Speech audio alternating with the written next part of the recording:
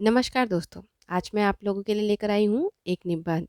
निबंध का शीर्षक है स्वामी विवेकानंद जी के विचारों की उत्तराखंड राज्य के परिप्रेक्ष्य में प्रासंगिकता। जैसा कि आप लोगों को पता है, 12 जनवरी को स्वामी विवेकानंद जी की बर्थ एनिवर्सरी है, मतलब उनका बर्थडे है, जन्म दिवस। उसी के उपलक्ष्य में एक निबंध प्रतियोगिता कराई जा रही है, जो कि इसी पे जिसका टॉपिक यही है, स्वामी विवेकानंद जी के विचारों की उत्तराखंड राज्य के परिप्रेक्ष्य में प्रासंगिकता। क्यों दोस्तों? क्योंकि उत्तराखंड राज्य से स्वामी विवेकानंद जी बहुत ही ज़्यादा जुड़े हुए हैं, जहाँ से उन्हें बहुत कुछ हासिल हुआ, तो इसीलिए ये टॉपिक रखा गया है।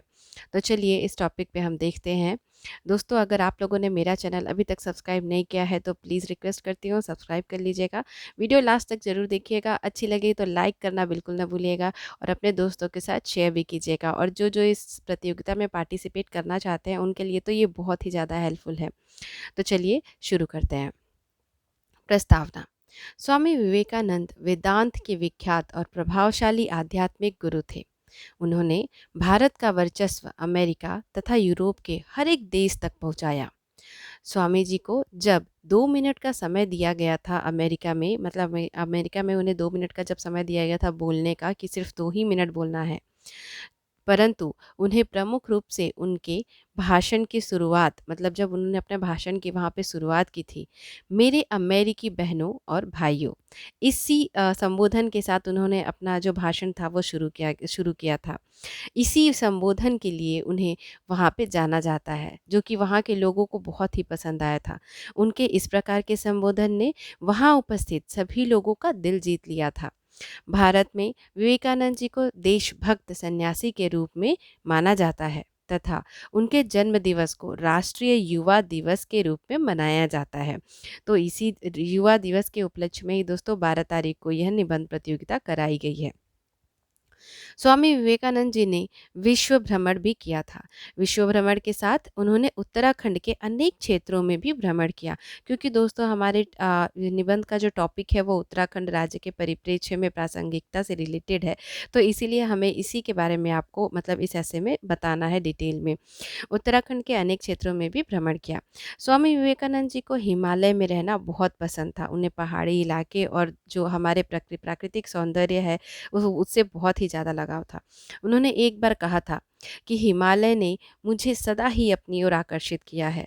इन दिव्य उच्च पर्वतों को देखकर उनका मन मस्तिष्क भविष्य की सुखद कल्पनाओं और योजनाओं से भर गया है। उन्होंने प्रार्थना की थी कि उनके जीवन के आखिरी पल इन्हीं पर्वतों के बीच देवताओं के सानिध्य में बीते। स्वामी जी ये बातें उनके यह विचार हिमालय के प्रति उनके आकर्षण तथा प्यार को प्रदर्शित करते हैं। उन्होंने, मतलब स्वामी जी ने कुमायूं हिमालय की 4 बार यात्रा की, जिसमें नैनीताल, अल्मोड़ा तथा चंपावत प्रमुख यात्राएं हैं। मतलब यहाँ यहाँ उनकी प्रमुख यात्राएं हैं जिन्होंने, जहाँ पे वो गए थे।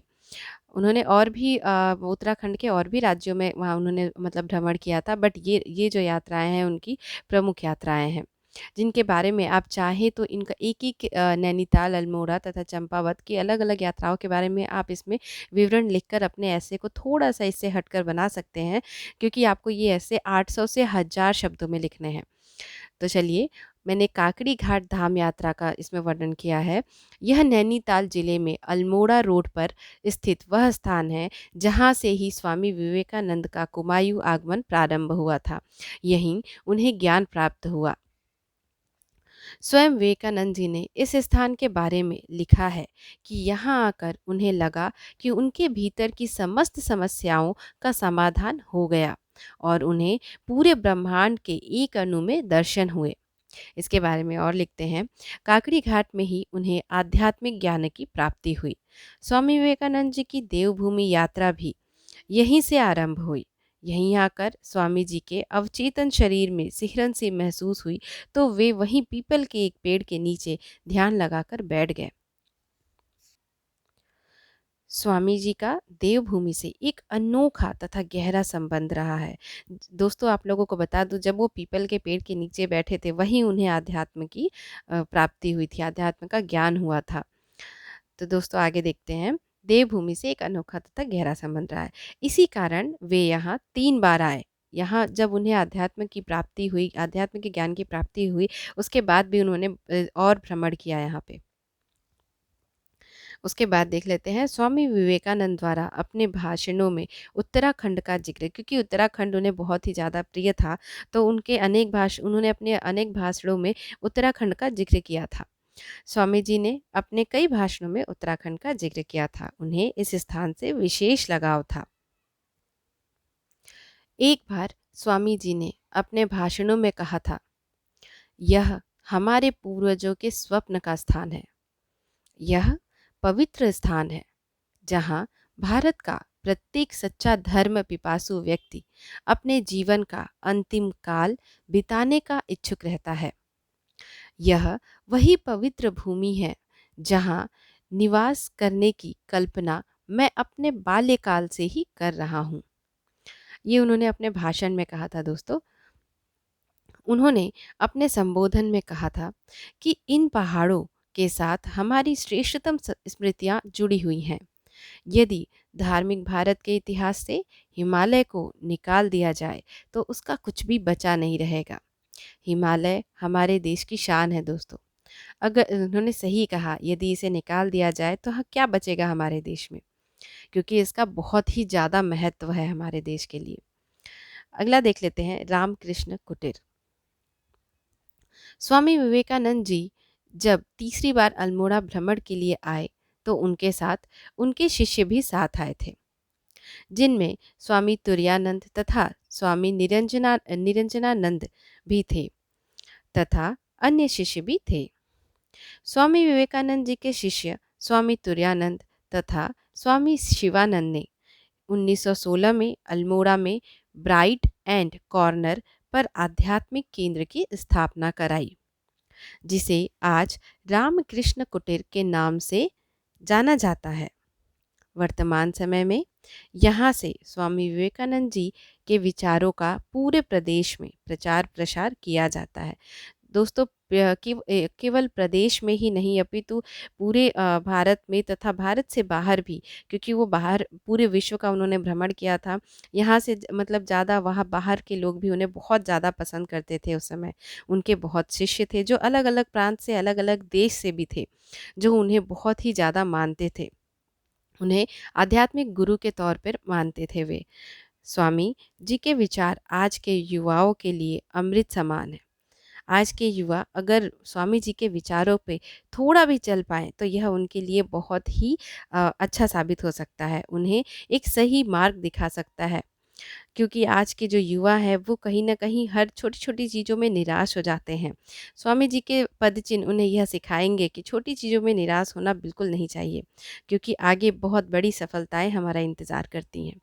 यदि आज के युवा उनके विचारों पर थोड़ा भी अमल करें तो वे अपने रास्ते से कभी नहीं भटकेंगे। ये तो सही है दोस्तों। अगर हम आज उनके विचार, उनकी जो पुस्तकें हैं उन्हें पढ़ेंगे तो हमें बहुत ही ज्ञान प्राप्त होगा। आप लोग ये सब चीज़ जो मैं बोल रही हूँ इसे भी आप अपने ऐसे में लिख सकते हैं, और इसे थोड़ा सा मतलब डिफरेंट करके भी लिख सकते हैं, ये भी लिख सकते हैं। बट ये ऐसे फिर कोई ना कोई तो लिखेगा, तो आपको तो बहुत सारे लोग पार्टिसिपेट करेंगे, तो थोड़ा थोड़ा डिफरेंट करके आप चाहे तो इसे बहुत बड़ा एलोबरेट करके 1000 वर्ड्स का बना सकते हैं। नेक्स्ट मैंने उपसंहार दिया है दोस्तों। आप चाहें तो उनके जो भ्रमण के बारे में, मतलब उन्होंने उत्तराखंड में जितनी जगह भ्रमण किया था, अलग अलग स्थानों का एक अलग अलग मतलब एक एक पैरा बना सकते हैं, जिससे आपका ये जो ऐसे है वो 1000 वर्ड्स 800 टू 1000 वर्ड्स कंप्लीट हो जाएगा। मतलब आपको छोटा नहीं पड़ेगा। वैसे ये भी अप्रॉक्स 5 टू 600 वर्ड्स का होगा, जो कि मैं आपको एग्जैक्ट बता दूंगी। बट आप चाहें तो इसमें वैसे करके भी इसे बड़ा कर सकते हैं, ताकि आपका ऐसे जो है वो जितने वर्ड लिमिट है उसकी वो कंप्लीट हो जाए। तो उपसंहार देख लेते हैं। स्वामी विवेकानंद जी एक महान व्यक्तित्व के धनी व्यक्ति थे। उन्हें उत्तराखंड से विशेष लगाव था, क्योंकि वहीं उन्हें आत्मज्ञान की प्राप्ति हुई थी, इसलिए वो कुछ ज़्यादा ही अटैच थे वहाँ से। उन्होंने समाज के युवाओं को अनेक ऐसे संदेश दिए हैं जिसकी आज के युवा को अत्यंत आवश्यकता है। स्वामी जी का उत्तराखंड के उत्थान में बड़ा योगदान है। उन्हें उत्तराखंड में जाकर सुकून मिलता था। उत्तराखंड को देवभूमि भी कहा जाता है। तथा विवेकानंद जी को अध्यात्म से बहुत ज़्यादा लगाव था। वो अध्यात्म की ओर शुरू से ही मतलब उसी की ओर झुके हुए थे, अध्यात्म की ओर। इसी कारण उन्हें उत्तराखंड प्रिय स्थल लगता था। दोस्तों, इसी के साथ ही मेरा निबंध जो है वो समाप्त होता है। आप लोगों को इसके बारे में कुछ भी क्वेश्चन हो, कुछ डाउट हो, तो आप मुझे कमेंट बॉक्स में कमेंट करके पूछ सकते हैं, या ऐसे इससे किसी दूसरे टॉपिक पे भी आपको ऐसे चाहिए होगा तो भी आप मुझे कमेंट बॉक्स में कमेंट करके ज़रूर बताइए। मुझे मतलब मैं पूरी कोशिश करूँगी आपको वो प्रोवाइड करने की। दोस्तों, अगर वीडियो अच्छी लगी हो तो लाइक करना बिल्कुल भी ना भूलिएगा, अपने दोस्तों के साथ शेयर कीजिएगा और प्लीज़ रिक्वेस्ट करती हूँ मेरे चैनल को सब्सक्राइब कीजिएगा। Thank you friends, thank you for watching my video.